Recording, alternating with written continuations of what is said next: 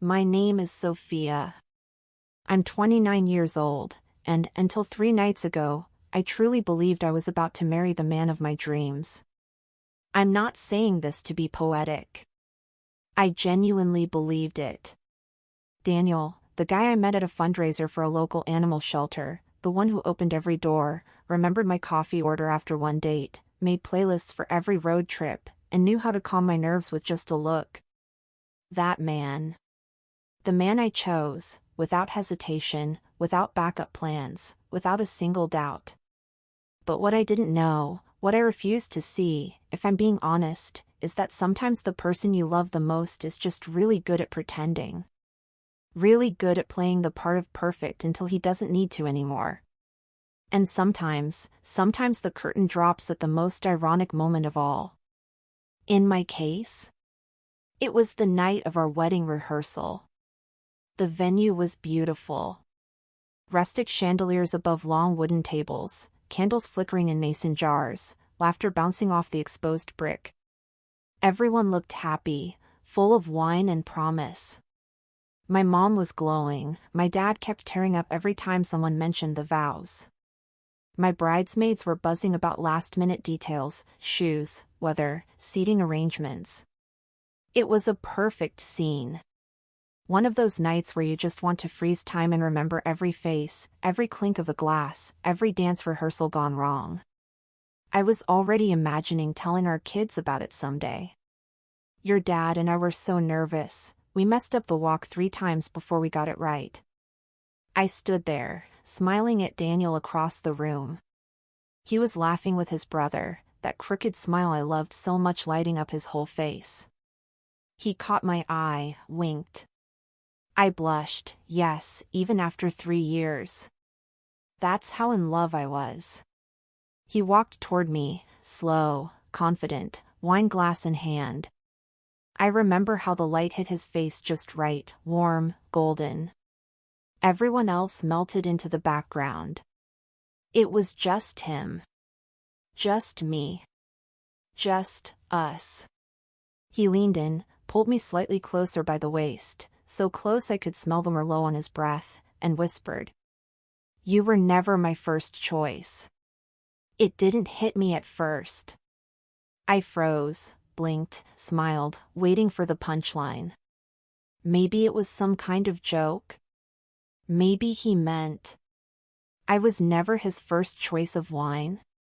Or dress color?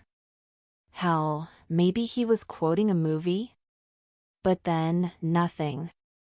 No smirk. No wink. Just that calm, emotionless sip of wine as he turned to greet my cousin. And me? I just stood there, in my perfect dress, in my perfect venue, with my perfect friends and family around me, completely and utterly shattered. Now, I don't know if you've ever had your heart snap in half in a room full of people who think you're the luckiest girl in the world, but let me tell you, it's a very specific kind of torture. Your body goes into autopilot. Smile. Nod. Laugh at something you didn't hear. Pretend the nausea building in your throat is just excitement. Let everyone believe you're floating, while inside, you're drowning. I walked to the bathroom like I was walking through fog. Locked the stall. Sat down on the toilet with my dress bunched around my knees, and tried to breathe. You were never my first choice. The words kept looping. Not screamed. Not spat. Just stated. Like a grocery list. Like a calendar reminder. Like a damn fact. I pulled out my phone. Not to text anyone, just to do something. Scrolling through messages, old photos, Instagram highlights of vacations and anniversaries. Every caption suddenly felt fake. Can't believe I get to marry this man, I wrote under a picture of us kissing in Rome. Yeah. Me neither, Sophia. If you've made it this far into my story, thank you. I know it's messy, and painful, and awkwardly real. But I also know someone out there is watching this because they've heard a whisper like mine. Maybe not those exact words. Maybe worse.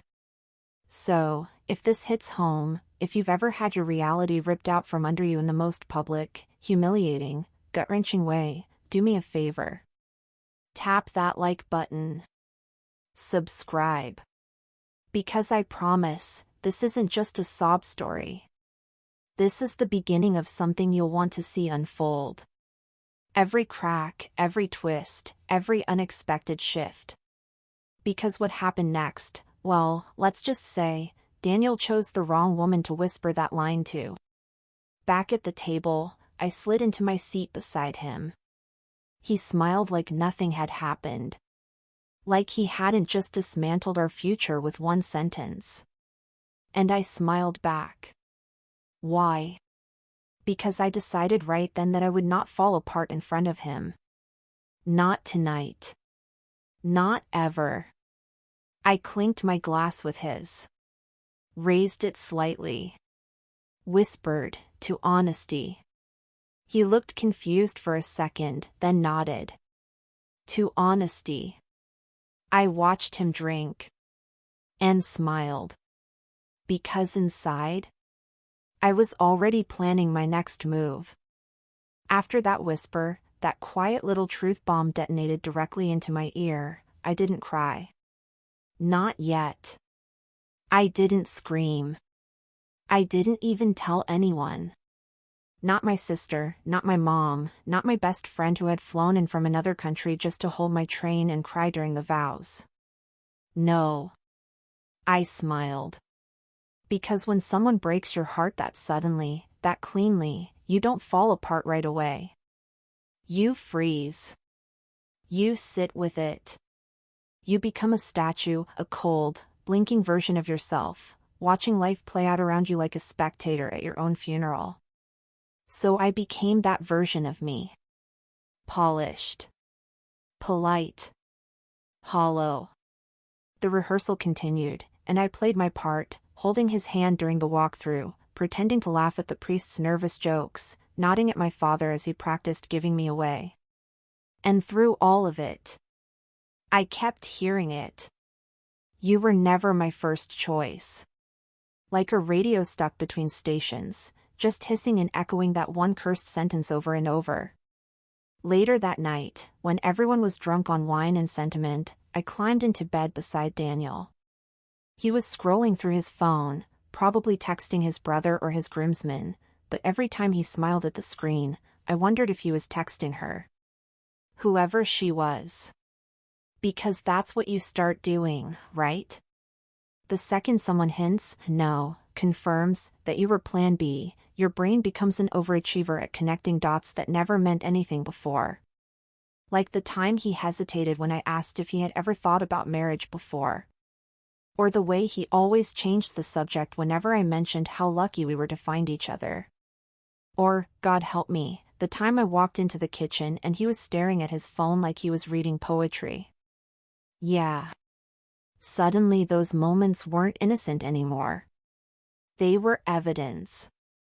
And I, apparently, was the detective in a story I didn't know I'd been cast in. The next morning, I woke up before him, which never happened. Daniel was always the early riser, always making coffee and singing badly before I even opened my eyes. But that day, I opened my eyes to silence. The kind of silence that hums in your ears and presses against your chest. The kind of silence that knows. I watched him sleep for a moment. His face so peaceful. And I hated him for that. For the ease. For the stillness. For the fact that he had dropped that truth like it was nothing, and still slept like a baby. I got up, walked to the kitchen, and made coffee, his favorite blend, even though I knew I shouldn't care anymore. I poured it into his stupid mug that said best fiancé ever and left it on the table. Why? Because I wasn't ready to confront him yet. I needed more. I needed proof. I needed to know just how second choice I was. Was it an ex he never got over? Someone he works with? Was I just a rebound that turned into an obligation? I needed to know. That day, while he went out with his groomsmen, I stayed back at the hotel under the guise of wedding prep stress. I played the role again, the overwhelmed bride who needed alone time. Everyone understood. I was convincing. But in reality, I went through everything. His laptop. His email. His old notebooks. And then, his iPad. The password was our anniversary. Cute, right? Except it opened a vault of chats he didn't realize were still syncing from his phone. And there she was. Jessica. Of course it was Jessica. His ex. The one who moved out of state and wasn't a problem anymore. The one I asked about 3 months into our relationship and he brushed off with a smile and we were kids. Turns out, kids grow up. And apparently, she still had a key to his heart, or at least to his attention. I read every message like I was swallowing glass. There were memes. Flirty texts. References to songs they both loved. Inside jokes that didn't belong to me. But the worst part? He had told her about the wedding. And she laughed. Have fun marrying your backup plan. And he replied. Don't remind me face with tears of joy. That emoji. That stupid, laughing emoji. It crushed me more than anything. Because it wasn't just betrayal. It wasn't even just lying. It was mockery. I was a joke between them. So I sat there. Alone. My dress hanging in the closet. My shoes perfectly aligned for the walk down the aisle. My vows, handwritten, heartfelt, folded neatly on the nightstand. And I burned. Not cried. Burned. Because love doesn't always die quietly. Sometimes it ignites. Sometimes it consumes you. And sometimes, it teaches you exactly what kind of woman you really are. And me? I wasn't going to be the backup bride. I wasn't going to be a whisper in someone else's love story. I was going to become the main character.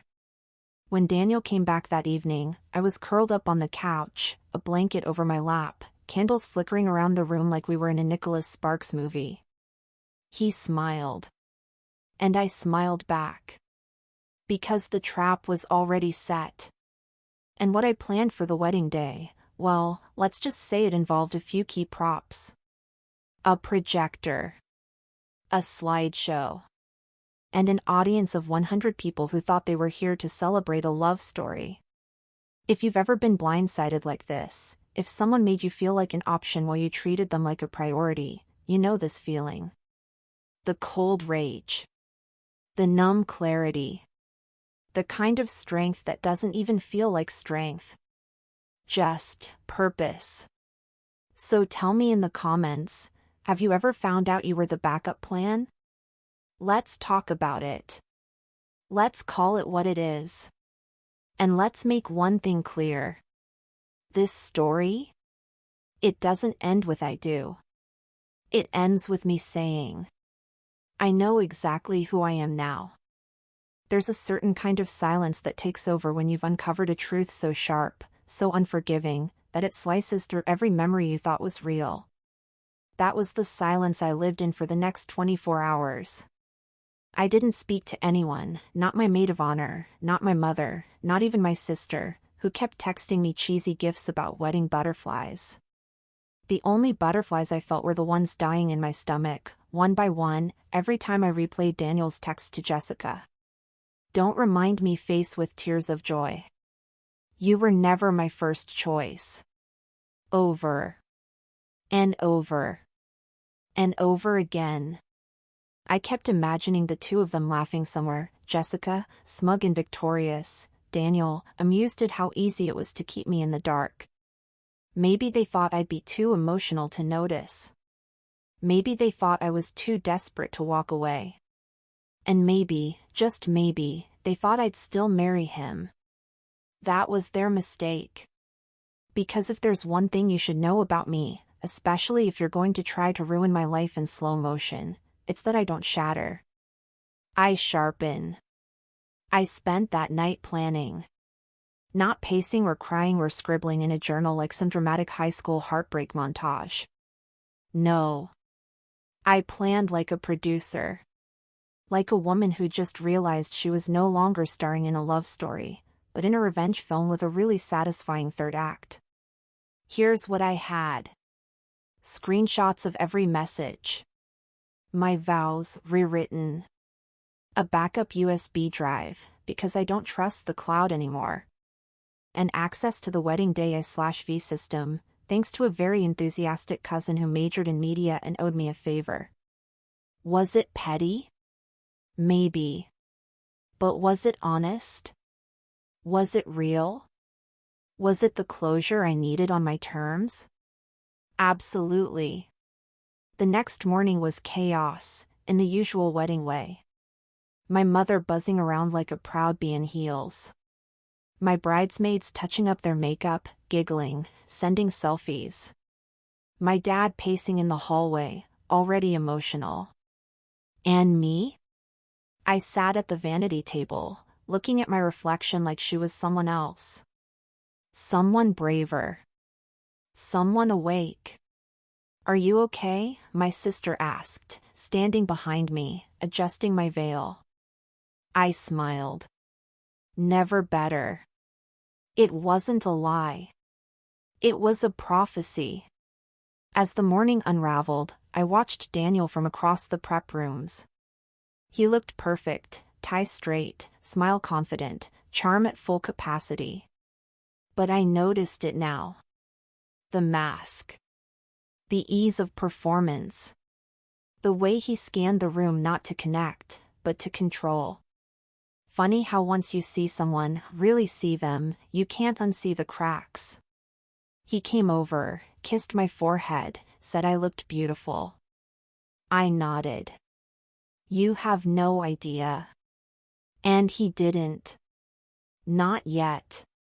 The ceremony was held at the stunning old chapel with stained glass windows and vaulted ceilings. It was romantic. Dramatic. Honestly, a little too poetic for what was about to happen. Guests filed in. Soft piano music played. The air buzzed with anticipation. And I felt powerful. More powerful than I'd ever felt.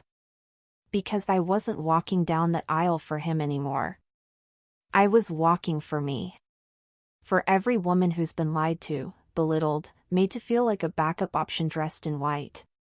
When the doors opened and everyone turned, I walked slowly, gracefully, deliberately. My eyes weren't on Daniel. They were on the screen behind him, hidden behind the altar, timed perfectly by my cousin in the tech booth.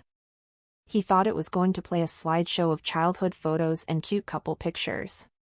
You know, the whole A Love Story montage. It started that way. First, it was baby pictures of me. A few of us together on vacation. Laughter. Hugs. And then text messages. Big. Bright. Projected. For all 112 guests to see. At first, it was confusion. A few chuckles. People thought it was a joke. A twist on the classic funny groom routine. Then the texts continued. Have fun marrying your backup plan. Don't remind me face with tears of joy. I wish it was you standing next to me. Silence swept through the chapel like a cold wind. Daniel turned slowly, looking at the screen. His face drained of color. His jaw twitched. I stepped beside him. Took the mic from the priest's hands. And I spoke. Thank you all for being here today, I said, my voice calm, clear, deliberate. I know weddings are supposed to be about love, about union, about honesty and joy. And for a long time, I believed that's what this day would be for me too. Gasps from the crowd. Someone whispered, "What's going on?" My mom clutched her pearls. Classic. I continued. But a few days ago, Daniel reminded me that I was never his first choice. I paused. Let it sink in. And while that hurt more than I can describe, it also woke me up. Because I realized, if I'm not your first choice, then I shouldn't be your wife. The room was dead silent. Daniel tried to speak, to step forward. I held up a hand. Don't. Just don't. You had your moment. You whispered your truth. Now this is mine. I handed the mic back. Turned to the guests, people who had flown in, bought dresses, prepared speeches. I know some of you may be shocked, even disappointed. But if I'm going to start a new chapter today, I want it to be built on honesty, not a lie that fits into a Pinterest board. Then I smiled. Genuinely. For the first time in days. And walked off the altar. Outside, the air felt electric. I ripped off the veil. Let it fall. My cousin ran after me, mouth wide. Sophia, that was insane. I laughed. Insane is marrying someone who sees you as a second choice. If you're still watching, still here with me through all of this, thank you. I know it's not the kind of fairy tale ending we're used to. But maybe, just maybe, it's the beginning of a better one. And if this story hits home, if you've ever been someone's backup, if you've ever been lied to and made to feel small, I want you to comment below. Tell your story. Claim your voice. Because the shadows only win when we stay silent. And we were born to shine. I didn't cry. Not after the walkout. Not in the car. Not even when I got home and sat on the floor in my wedding dress, the hem dirty, my heels tossed across the living room like relics of a life that just ended before it ever really began. There were no tears. Only silence. A deep, satisfying silence. Like when the music finally stops after hours of noise and your ears adjust to something real again. I made tea. Took a shower. Sat on my bed and stared at my phone, fully expecting a stream of angry texts, missed calls, maybe even a desperate voicemail from Daniel, trying to justify it all. But nothing came. Which, in a twisted way, confirmed everything. He didn't fight. Because to him, I was never the love of his life. I was the safe choice. The convenient one. The box to check. And when you lose something you were never really valued for, you don't grieve. You simply return it. The next morning, I woke up with sore eyes and a surprising sense of clarity. And hunger. God, I was starving. So I threw on sweatpants, tied up my still half-done hair, and walked to the cafe down the street like nothing had happened. Like I wasn't supposed to be on a honeymoon right now. The barista, Emily, who always drew hearts on my cup, blinked when she saw me. I thought you were getting married this weekend. I smiled. Yeah. I thought so too. And she nodded. No questions. Just quiet understanding. She added extra whipped cream on my latte. Women just know. By noon, the internet had caught up. Apparently, a guest, or several, had recorded the whole thing. The projection. The texts. My speech. One clip alone had 2 million views in 6 hours. I didn't plan for that. I truly didn't. But something about it resonated. Maybe it was the calmness in my voice. Maybe the betrayal hit a universal nerve. Maybe it's because, deep down, a lot of people have been second choice and never said a word. Well, I did. And suddenly, I wasn't alone anymore. People started messaging me. Strangers. Friends of friends.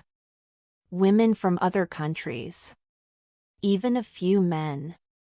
Stories poured in of weddings called off, of engagements built on lies, of people who almost said I do to someone who never really saw them. And they all said the same thing. Thank you for walking away. It's strange, being thanked for something that nearly broke you. But also, it heals you a little. Because when you speak the truth out loud, especially when it hurts, it gives other people permission to do the same. 3 days later, Daniel finally reached out. Not with an apology. Not with shame. But with a single message. You humiliated me in front of my entire family. No, I'm sorry. No regret for the lies. No mention of Jessica. No explanation. Just ego. Raw, pathetic ego. I stared at the screen for a long time before replying. Then I typed. No. You humiliated yourself. I just gave the audience a better seat. And blocked him. And Jessica? She had the audacity to DM me too. I guess congrats are in order, you really know how to make a scene. To which I responded. I guess thanks are in order, for reminding me I deserve better. Then I blocked her too. Because I was done giving energy to people who only thrive in the shadows. If they want to build a life together, let them. Let them decorate their new relationship with whispers and emojis. I'm building mine on something far more dangerous. Truth. The weeks passed. The dress was boxed up. The ring returned. The venue deposit lost. The playlist I made for our wedding day? Deleted. But my voice? Never going back in the box. People kept asking me, "Are you okay?" And honestly, I was more than okay. I was alive. I started writing. Speaking. Turning that one moment, that whisper, into a movement. Podcasts called. A production company reached out. Apparently, the backup bride had become a symbol. A rally cry. A story not of heartbreak, but of power reclaimed. Funny how one man's slip-up became my liberation. I'm not telling you all this for clout. I'm not here to be some TikTok therapist or viral queen. I'm here because I want you to hear this. You are no one's second choice. You are not a compromise. You are not a placeholder until someone better comes along. You are not a footnote in someone else's epic. You are the whole damn story. And if anyone ever makes you feel otherwise, walk away. Even if it's at the altar. Even if the dress is perfect. Even if your mother is crying and your guests are confused and you're scared to death. Walk away. Because the pain of staying with someone who doesn't see your worth will always be greater than the fear of starting over. And starting over? It's not the end. It's the beginning of a version of you that no longer begs to be chosen. She chooses herself. So, to anyone watching this right now, anyone sitting in their own silence, questioning their own worth, wondering if they're crazy for feeling like something's off. You're not crazy. You're just waking up. And when you do, don't whisper. Speak loud. Burn bridges if you have to. And walk through the fire. Because what's on the other side is you. If this story moved you, if it made you angry, or sad, or empowered, don't scroll away. Comment below.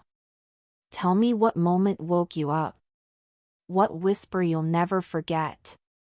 And if you want more stories like this, real, raw, untamed, subscribe. I promise, there's more where this came from. I'm Sophia. And I was never anyone's second choice. I was my own first.